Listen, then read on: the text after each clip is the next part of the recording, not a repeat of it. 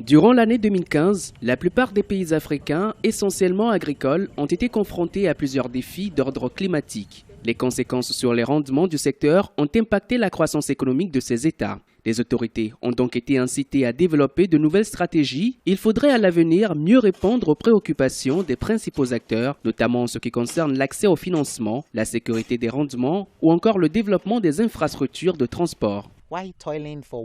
Pourquoi peiner pendant plusieurs mois avant d'obtenir les résultats de tant d'efforts? C'est l'une des raisons pour lesquelles il faudrait investir dans l'agriculture. Beaucoup d'investisseurs préfèrent aujourd'hui financer d'autres secteurs, mais qu'en est-il de nos activités? La plupart des agriculteurs vous diront qu'ils ont besoin d'argent et c'est normal. Notre secteur nécessite beaucoup de capitaux. Il faut le développer par les investissements.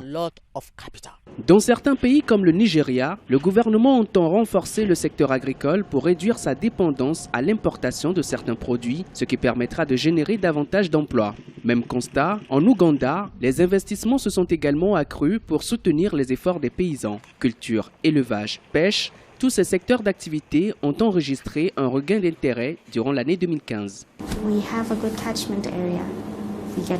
Les conditions climatiques sont plutôt acceptables. La température est adaptée à la croissance des poissons. En plus, nous sommes épargnés de certains dangers qui nuisent à l'agriculture, surtout à la pisciculture. Les poissons se développent sans contrainte.